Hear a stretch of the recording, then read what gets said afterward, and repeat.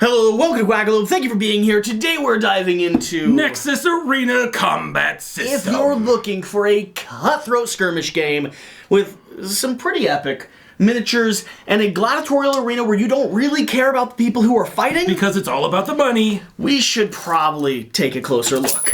This is the Nexus Arena Combat System, and if we're gonna be honest, if you've ever wanted to spear your friends or set them on fire, this is the easiest way you can do that without going to jail. Now, this is a skirmish game, one where you take modular parts, set up a modular board, and go head-to-head with a few core systems, some nuanced rules, and an interesting puzzle built around the idea of, like you said, ripping your opponents apart. However, Nexus is not, in fact, about the creatures that you're using to fight.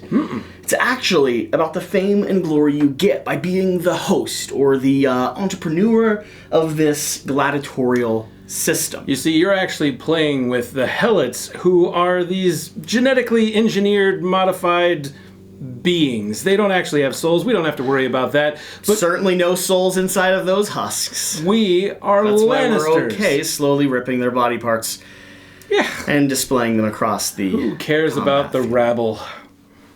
We are Lannisters. We are the ones that are in charge of making sure that we pay off the right people, that we do all the diabolical things that Lannisters do to make sure that our person wins. They don't actually have to win. They just have to not die too quickly. So Nexus is a interesting system because what it presents you with is a bunch of moving parts that you actually piece together to engage in a skirmish game. So I'm going to have my house card, the character that I'm playing as.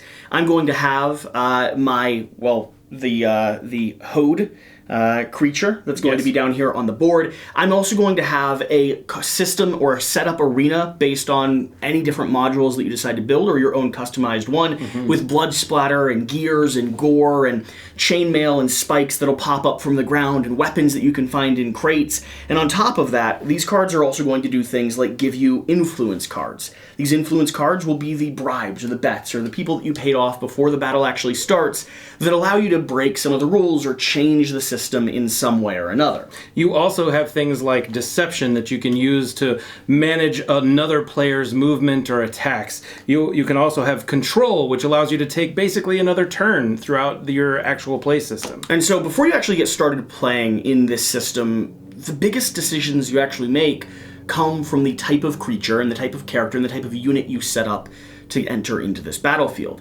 Beyond that, it has an interesting escalation system based off of this set of dice right down here on my grid, and a kind of neat reward system based off of if we need any more indication that the value of our creatures is based off the coin that they're able to earn us.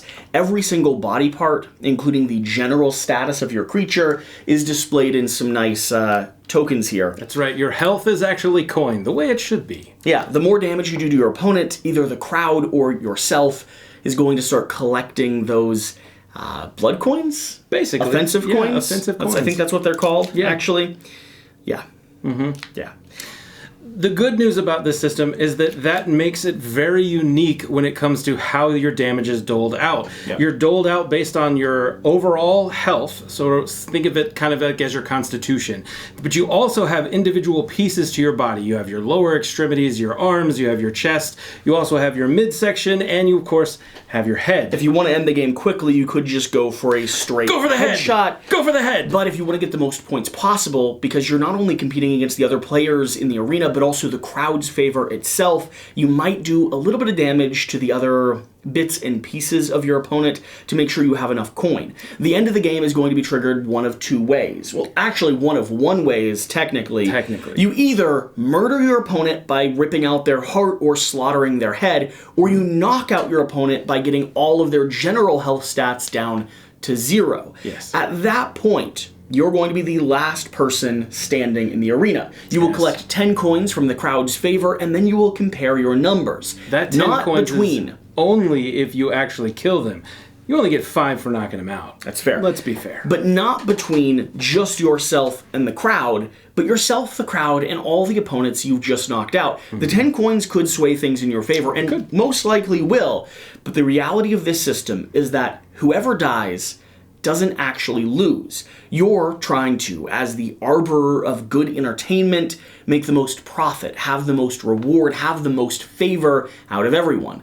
That also means that if the crowd is ranked higher than you, they've collected enough of their coin by doing things like layering spike pits or voting or profitizing off of serrated blades spinning through the center of the arena, they're going to win. Yeah, they're definitely going to win. They're going to assume that whoever won, whoever was remaining standing in the center, won by sheer luck and not their ability, which is honestly not the way that you want to end a gladiatorial arena, because crowd's favor is one of those things that you have to wield very carefully. You want it directed at you, not laughing with you. No, you want it laughing with you, not at you. At you, specifically. Right. Thumbs up, not down. We are doing a gameplay of this, so we're not going to go over too many nuanced details, but there are a lot of additives or little bits and pieces in the game. Some of the coolest systems come with the way that you actually maneuver around the game state. You can do things like sidestep or backflip, spending your action points respectively. You also have a lot of different types of combat mechanics, depending on where you are and what items you have in your hand.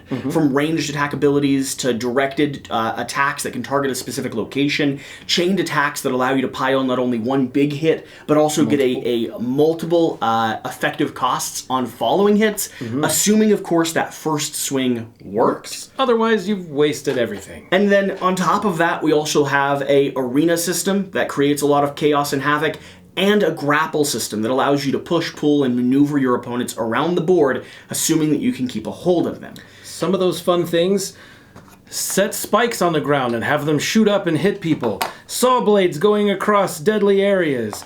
You have braziers that actually have fire that can pop off, and then now you can set your friends on fire. Yeah. I mean, what more could you ask for in a game? So, Wes, the general structure of the game and the way that we actually start leveling up as characters is going to begin with a set of dice rolls. Yes. We have our black and white dice. Yes, though this is basically how you come up with initiative. Yep. You're going to roll this white die and the black die, and the black die doesn't technically matter. That talks about something else. But the white die that has the word on it is actually what matters. Based on the word that comes across, you have to look at your board and see which one of those words comes across the board first, now, based on the number of pits. Those titles could be willpower, could be instinct, could be physicality, could be defense, could be swagger, or could be cunning. And every one of these stats is going to increase when you roll the corresponding die. And every one of these stats also has a set of reactions or abilities based on, well, a card that I have here, a very helpful reference card, that allows me to spend some of that cost to take a corresponding action, like taunt the crowd, or re-roll a die, or slowly move in the direction of my opponent while laughing maniacally and encouraging him to swing recklessly at me, which would result in me potentially either getting horribly damaged or dealing an insane amount of humiliation points. The other thing that happens is once you've rolled that particular word, you take one of your coins and you set it in the corresponding space in front of it. Once you've filled all of those spaces, you now have what's called a turning point event. And that will be a special situation where all of the things on the floor act again, and then you're going to take a turning point card and something terrible is about to happen. These cards are nasty. They can reset your stat dice, they can cause you to continue re-rolling aimlessly, they can force you to move to the edge of the board, they can just spawn a whole pile of obstacles that you have to deal with. They're bad. In general, they're bad. And they're not just bad for the other player, they're generally also bad for you. But they do escalate the crowd's favor. Everything that happens on these cards, for the most part, will typically result in some type of benefit going to the game state or the board as a whole. Absolutely.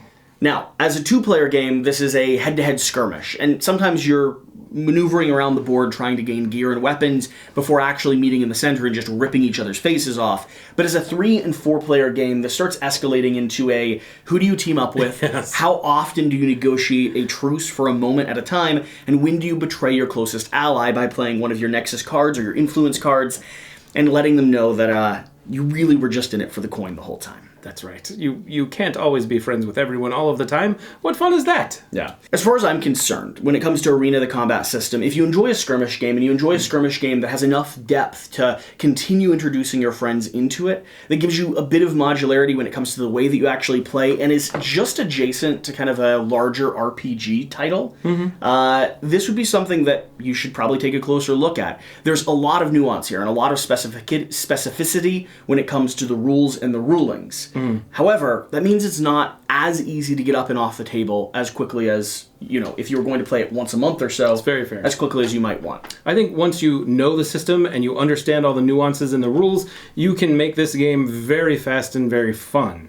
But it does take a little bit of a learning curve to get through to it. Yeah. All right. That's a video, I think. Shall we go play? I think we should definitely play. I want to make sure I beat you this time. Yeah. Thanks for joining us. Thanks for watching. Swing over to the gameplay and let us know what you think. Cheers.